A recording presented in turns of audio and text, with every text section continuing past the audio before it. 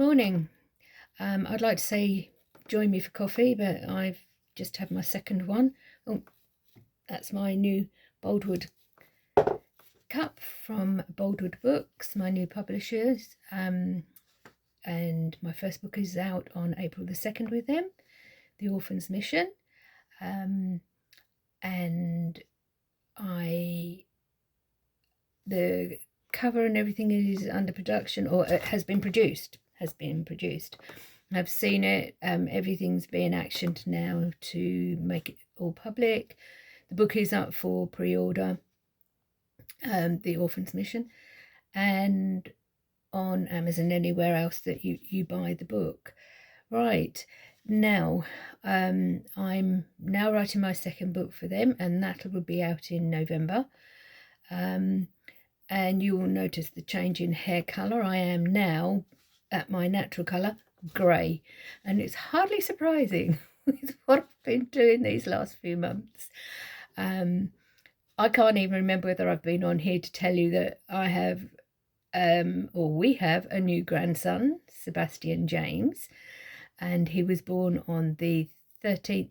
I had to stop and think, there's 5 now. 13th December, so it was fantastic for us, and he stepped over our threshold on the 1st of January, and it was so lovely to welcome him into our home. We'd seen him before then, but we saw him and had snuggles on Christmas Eve, so that was lovely. But yes, it was just nice. We had our 3 English grandchildren, in Sarah Palin and Sebastian in the home. Our other 2 grandchildren, Finley and Felicity, they're our Canadian cubs. They're out there doing great things in the world of ice hockey, skiing, and whatever action-packed, fast, athletic adventure they're on next. I can't keep up with them, bless them. But yes, so as a family at the moment, we are all very busy doing things, preparing for things, new things, and so forth. So I have been tagged by Deborah Carr. Now you're just going to have to wait for 1 second, because I know there's going to be a lot of noise in any moment now.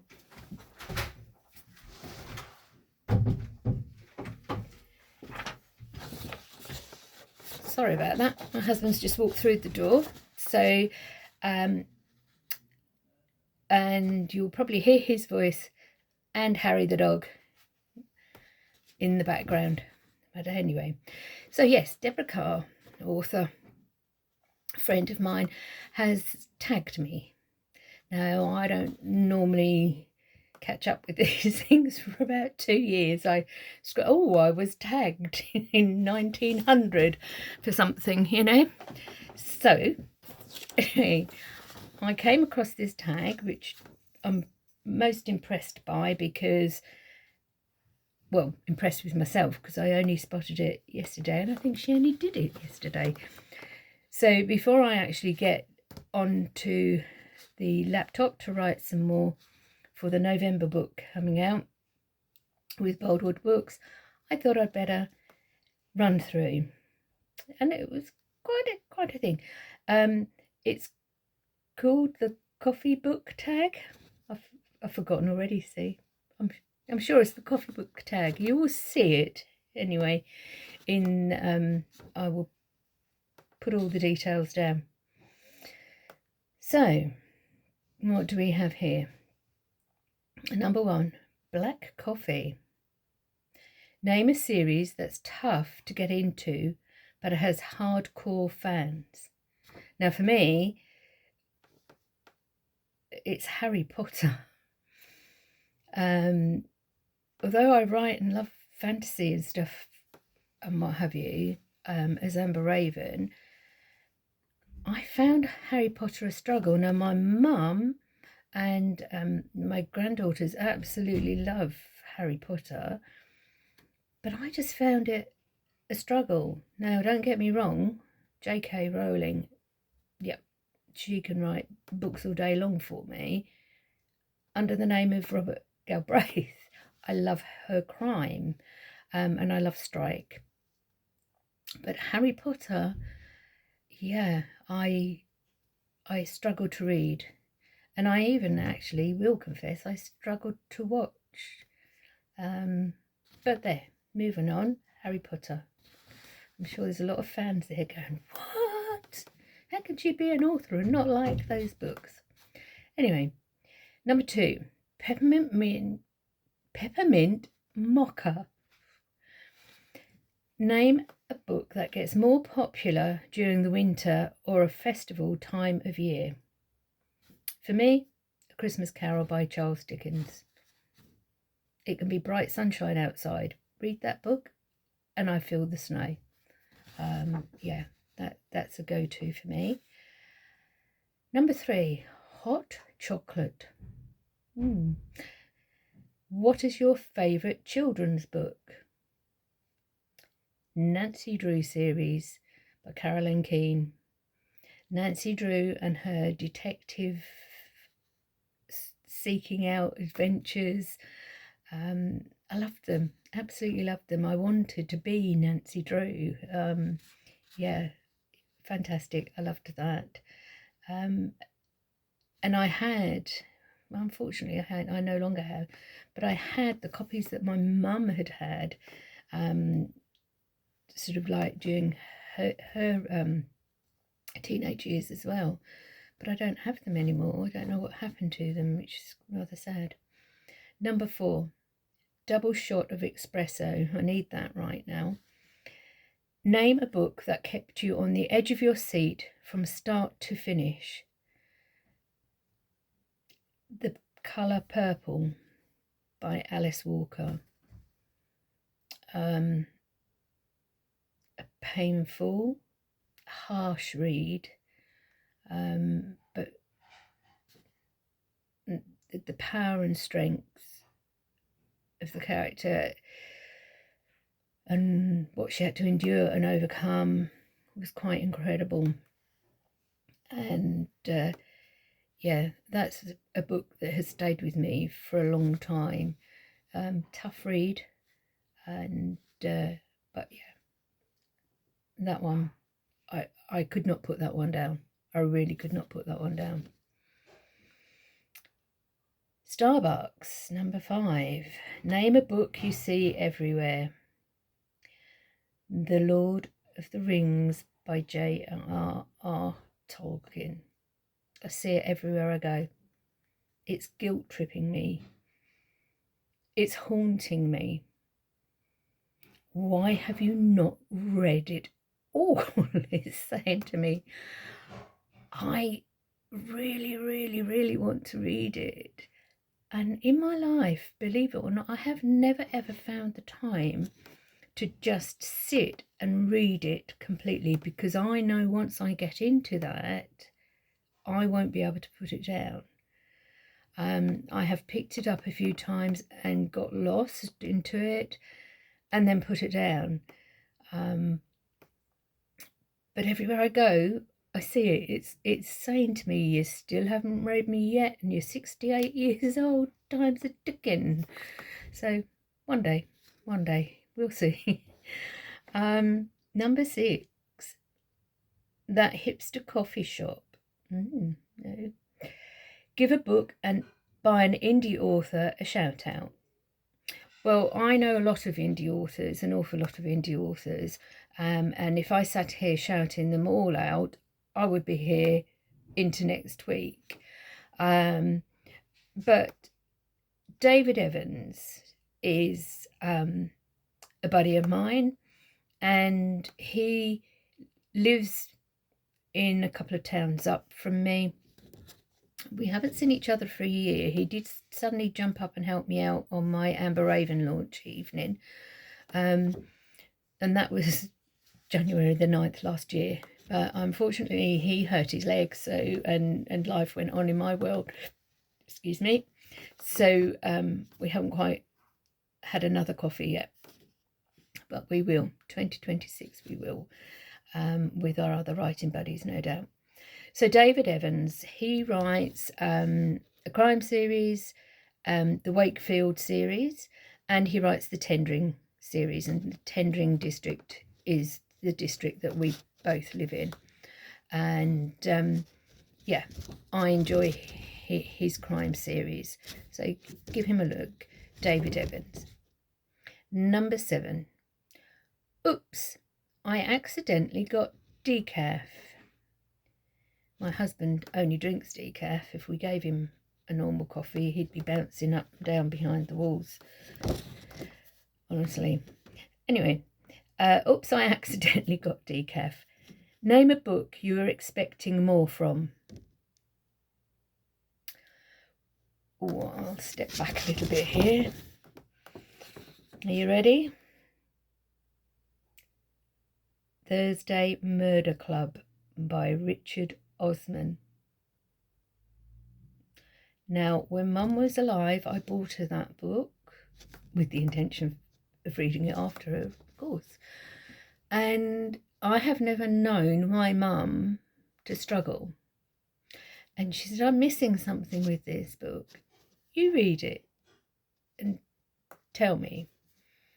Now, Mum was beginning to lose her eyesight, so I thought maybe that was it. And at the time we didn't know she was really poorly either, so I got into the first page, the second page, the third page.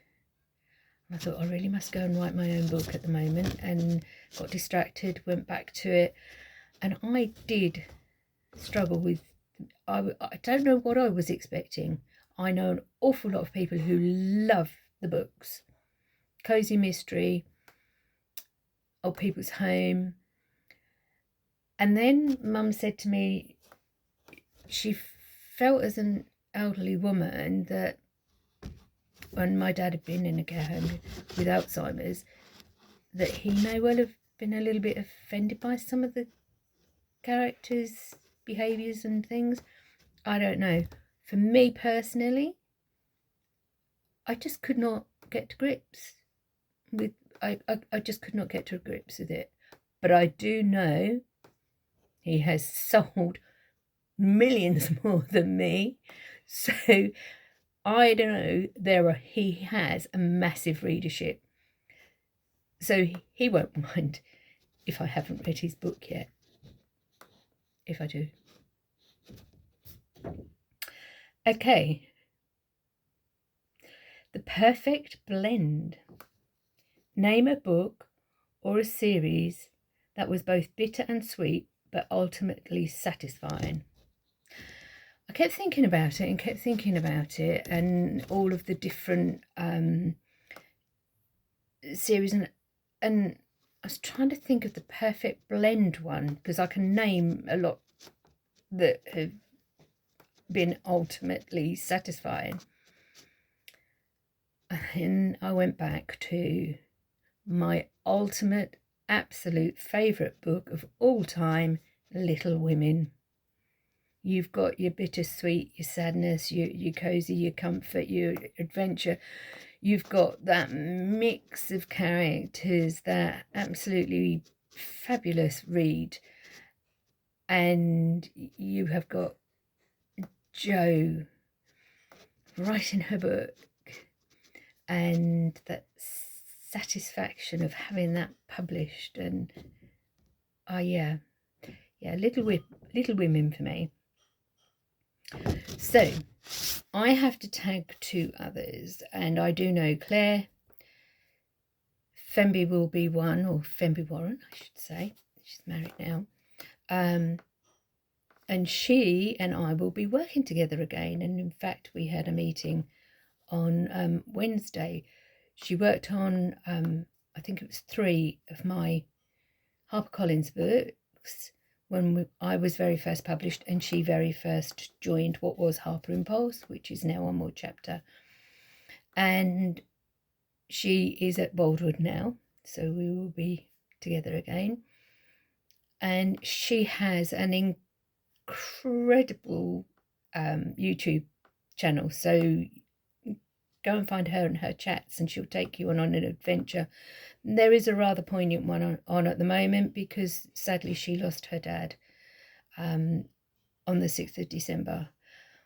But please go and watch her video on her reflection of her dad and her memories of her dad.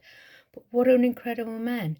He kept diaries and sort of like little books with pictures and photos and everything in it for her over the years. Now bless her, she's 30 years old. And it's early. I lost my dad in my 60s. It's hard losing your dad. But she's being very brave, and she has been left a treasure of things. He was an artist, and he's obviously very creative minded. So anyway, I'm waffling on about Claire's dad, but it was important for me to say that. So yes, Claire, I will put her tag down. And Tanya Williams. Tanya is Canadian, and Tanya came along to when I was giving a talk in Indigo stores in Canada one year. And yes, so she and I have kept in touch, and she writes historicals, but she also has a very, very good channel here on YouTube, and where she shares everything really about her writing world, and guidelines for authors and historical guidelines. So yeah, I'll pop their links down in the bottom of this, and I'll do that. So I think that is me now. I must get on because I do know I've got edits coming in on the list. But what I will do, bear with me again.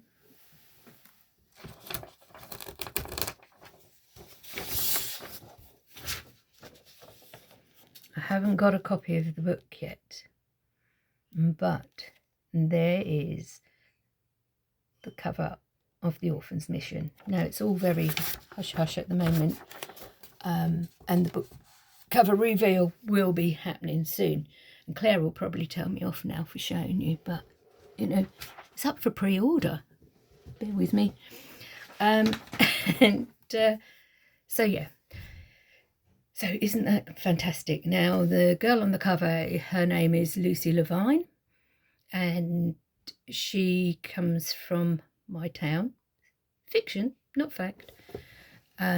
She comes out of here first, and then she lives in my town. And she actually lived in the same place as I did, funny enough, right opposite the beach. And her story takes her across and into wartime France,